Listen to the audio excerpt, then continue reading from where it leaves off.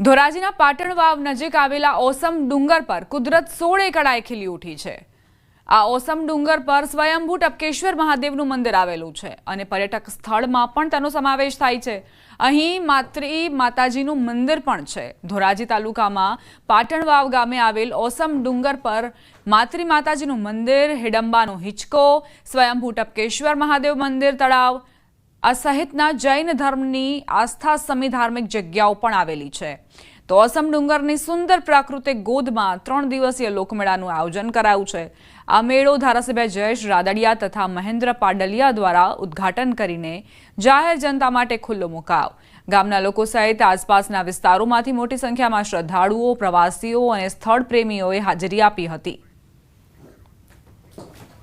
3 દિવસના આ મેળાની અસંખ્ય સંખ્યામાં લોકો અહીંયા મેળામાં દર્શન કરવા અહીંયા આવવાના છે। ઓસમ પર્વત ઉપર માત્રી માતા બિરાજમાન છે। માત્રી માતાની ખૂબ કૃપા આ વિસ્તારમાં છે। માત્રી માતાના આશીર્વાદથી અને રાજ્ય સરકારે ખાસ કેસમાં આ સ્થળનો પ્રવાસનનો વિકાસ થાય એના માટે બધા જ બાબતો મંજૂર કરી છે। ધોરાજીથી પાટણ વાવ, ઉપરથી પાટણ વાવના રસ્તાઓ, જીબીનું સબસ્ટેશન પણ ખાસ કેસમાં મંજૂર થયું છે। આ તરફ સુરત શહેરમાં વહેલી સવારથી જ વરસાદી માહોલ છવાયેલો છે। હવામાન વિભાગ દ્વારા સુરત સહિત દક્ષિણ ગુજરાતમાં યલો એલર્ટ આપવામાં આવ્યું છે। સિટીલાઇટ અથવા ગેટ પીપલોદ, રાંદેર સહિતના વિસ્તારોમાં વરસાદના પગલે ખેડૂતોમાં ખુશીની લહેર। ઊભા પાકને પાણી મળી રહેતા ખેડૂતોમાં ખુશી વ્યાપી છે।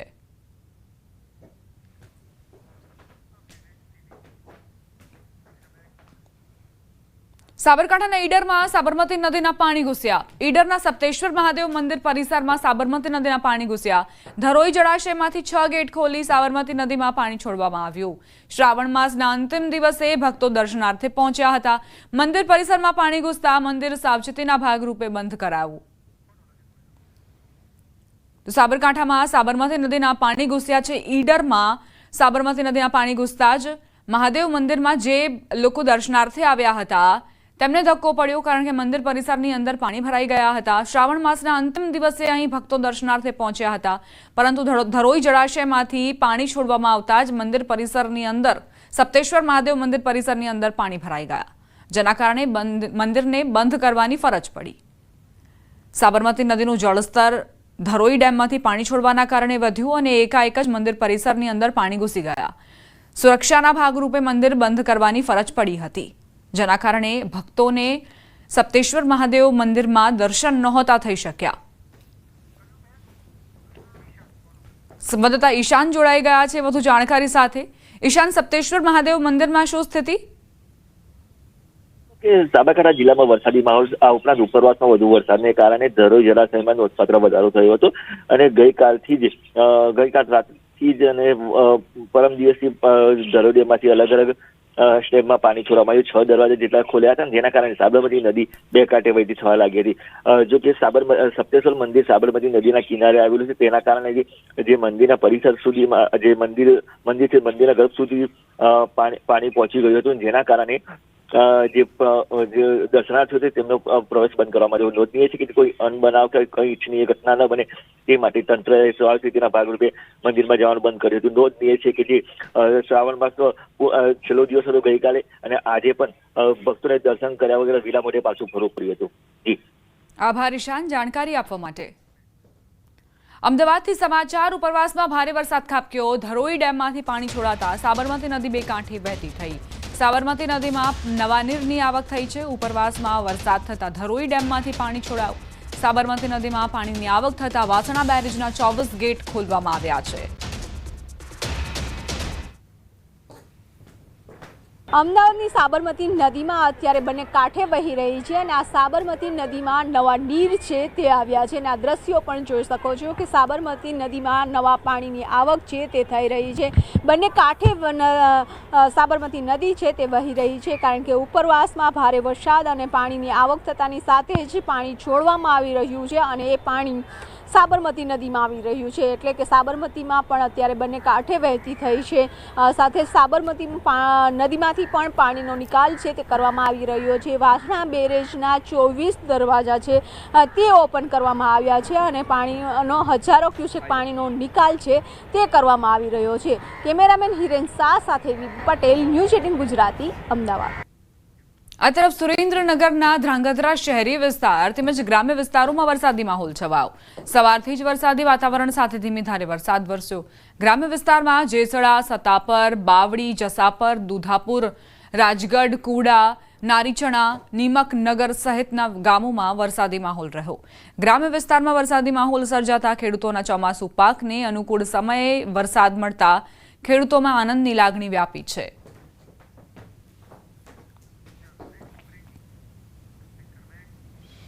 મહત્વપૂર્ણ સમાચાર. ઉપલેટાથી મોજીરા પાસે આવેલો મોજ ડેમ ઓવરફ્લો થયો. ડેમના 10 દરવાજા 4 ફૂટ ખોલાયા. ડેમ સાઇટ વિસ્તારના મોજીરા, ખાખી, જાડિયા, ગઢાળા, નવાપરા, સેવત્રા, કિરાડા, વાડલા સહિતના ગામોને એલર્ટ કરાયા. નદીના પટમાં ન જવા માટે સૂચના અપાઈ. મોજીરા પાસે આવેલો મોજ ડેમ જે છલકાયો છે, નીચાણવાળા વિસ્તારોને તેના કારણે એલર્ટ કરવામાં આવ્યા છે, કારણ કે આસપાસના વિસ્તારોમાં બની શકે કે પાણી ફરી વળે. અત્યારે 10 દરવાજા 4 ફૂટ ખોલીને પાણી છોડવામાં આવી રહ્યું છે મોજ ડેમમાંથી. એટલે જ આસપાસના વિસ્તારના લોકોને પણ એલર્ટ રહેવાની સૂચના આપવામાં આવી છે અને જ્યાં ડેમ છે ત્યાં પણ નજીક ન જવાની સૂચના આપવામાં આવી છે.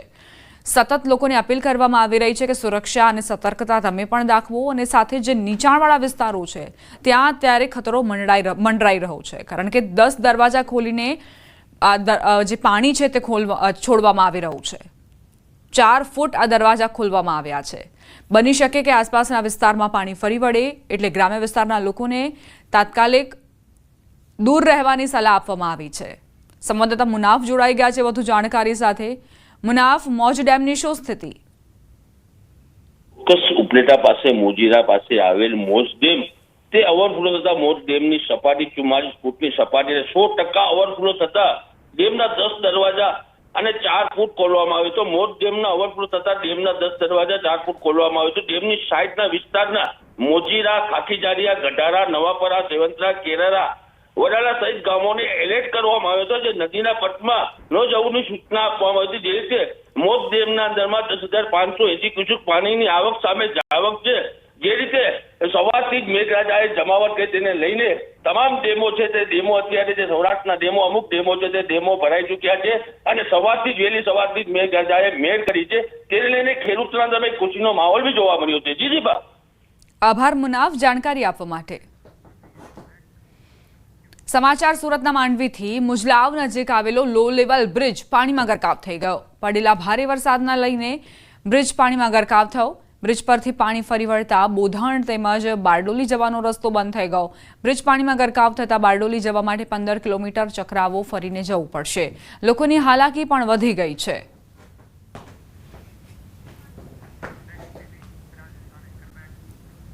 વાત હવે પાડોશી રાજ્ય રાજસ્થાનની, જ્યાં ભારે વરસાદ ખાબક્યો. બુંદી જિલ્લામાં 3 દિવસના વરસાદ પછી નદીઓ અને નાળાઓ છલકાઈ રહ્યા છે. બુંદીમાં પાણીના પૂર વચ્ચે ભયાનક દ્રશ્યો સામે આવ્યા. ભારે વરસાદના કારણે બરુંધન શહેર નજીક ઘાઘર પુલ પર પાણી વહી રહ્યું હતું. ઘાઘર પુલ પર પાણીનો ઝડપી પ્રવાહ, જેમાં બાઇક પસાર કરવાનું જોખમ એક વાહન ચાલકે લીધું. જો કે પાણીનો પ્રવાહ એટલો તેજ હતો કે તેણે પોતાનું સંતુલન ગુમાવ્યું અને બાઇક સાથે પડી ગયો. ત્યાં હાજર લોકોએ બાઇક સવાર અને બાઇકને બચાવવાનો પ્રયાસ કર્યો, પરંતુ ત્યાં હાજર લોકો બાઇક સવારને બચાવવામાં સફળ રહ્યા, પરંતુ પાણીના ઝડપી પ્રવાહની ગતિથી બાઇકને ન રોકી શક્યા. રાજસ્થાનના ટોંકના પીપલુમાં વરસાદના કારણે નદીઓ અને નાળા છલકાઈ રહ્યા છે. આવી સ્થિતિમાં લોકોની જીવલેણ બેદરકારી પણ સામે આવી રહી છે. ગાટાથી કુરેડી જતા રસ્તામાં બાઇક સાથે તણાતા યુવકનો વિડીયો સામે આવ્યો.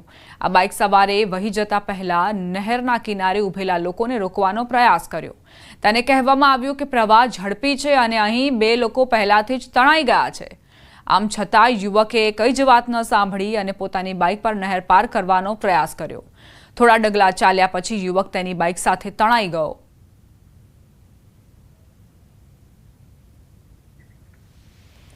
રાજસ્થાનના સુજાનગઢમાં 2 દિવસથી સતત વરસાદ વરસી રહ્યો છે। બાયપાસ રોડ નદીમાં ફેરવાઈ ગયો। રેલવે ફાટક નંબર 2 પાસે પાણીની વચ્ચે કાર બગડી ગઈ, જેના કારણે કારમાં સવાર 3 થી 4 લોકો ફસાઈ ગયા। ફસાયેલા લોકોને ક્રેનની મદદથી બહાર કાઢવામાં આવ્યા, જેના કારણે કારમાં સવાર લોકોના જીવ બચી ગયા।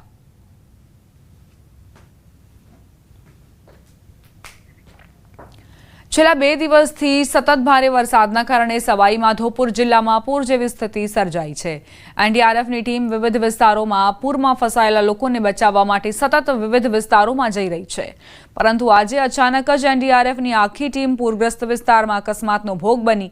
એનડીઆરએફની આખી ટીમ ટ્રેક્ટર ટ્રોલીમાં પૂરગ્રસ્ત વિસ્તારમાં જઈ રહી હતી ત્યારે અચાનક સુરવાલ અને અજનોતી નજીક રસ્તા પરના ખાડામાં ટ્રેક્ટર ટ્રોલી પડી ગઈ, જેના કારણે ઘટના સ્થળે જ થોડી જ વારમાં સવાર એનડીઆરએફની આખી ટીમ નીચે પડી ગઈ। આ અકસ્માતમાં એક સૈનિક ટ્રેક્ટરમાં રાખેલી બોટ નીચે દટાઈ ગયો। એનડીઆરએફના જવાનોએ મુશ્કેલ પરિસ્થિતિઓમાં પણ ધીરજ રાખીને હિંમત બતાવી અને બોટ નીચે દટાયેલા સૈનિકને સુરક્ષિત રીતે બચાવી લીધો। સદનસીબે આ અકસ્માતમાં કોઈ જાનહાનિ નથી થઈ। એનડીઆરએફના જવાનોને નાની મોટી ઈજાઓ થઈ છે।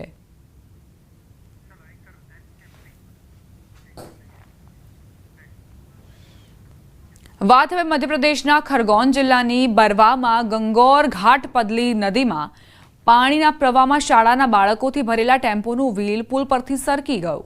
15 બાળકોનો જીવ જોખમમાં મૂકી ડ્રાઈવર પાણીના પ્રવાહમાંથી ટેમ્પો પસાર કરી રહ્યો હતો। આ દરમિયાન સ્થળ પર હાજર લોકોએ ટેમ્પોને પકડી લીધો અને બધા બાળકોને બહાર કાઢ્યા અને તેમને સુરક્ષિત રીતે પુલ પાર કરવામાં મદદ કરી, જેના કારણે મોટી દુર્ઘટના થતા ટળી ગઈ। ટેમ્પો ચાલક પોતાનો જીવ જોખમમાં મૂકીને વાહનને પુલ પાર કરીને લઈ જઈ રહ્યો હતો।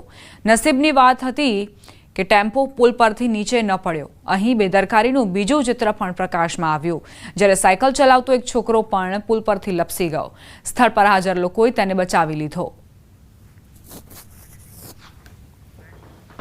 ઝારખંડના ખૂંટી જિલ્લામાં ભારે વરસાદના કારણે જનજીવન પર ભારે અસર પડી છે। 2 દિવસના ભારે વરસાદ બાદ ખૂંટીનું તાજના મુક્તિધામ પાણીમાં ડૂબી ગયું, જેના કારણે સ્થાનિક લોકોની મુશ્કેલીઓમાં વધારો થયો। કારા અને ટોરપા બ્લોક વિસ્તારોમાં કરો નદીનું પાણી પુલ પરથી વહી ગયું અને જેના કારણે રસ્તા પરનો વાહન વ્યવહાર કલાકો સુધી ઠપ રહ્યો, જેથી માર્ગ પર મુસાફરી કરતા લોકોને મુશ્કેલી પડી હતી। ઉત્તર પ્રદેશના બિજનૌર જિલ્લામાં સતત વરસાદના કારણે ગંગા નદીમાં પૂર આવ્યા હોય તેવી સ્થિતિ। ગંગાના પાણીથી જમીનનું ધોવાણ થઈ રહ્યું છે, જેના કારણે ગ્રામજનો ચિંતામાં મુકાયા છે। બાલાવલીના ઘણા ગામડાઓ પાણીથી પ્રભાવિત થઈ રહ્યા છે। ભારે પાણીના પ્રવાહના કારણે રેલવે ટ્રેકની સાથે તેલની લાઇન પણ પ્રભાવિત થઈ રહી છે।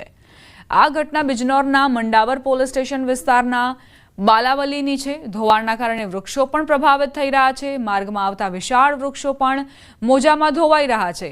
જમીનના સતત ધોવાણના કારણે ગ્રામજનો ચિંતિત બન્યા છે। બાલાવલીના ઘણા ગામો પાણીથી પ્રભાવિત થઈ રહ્યા છે।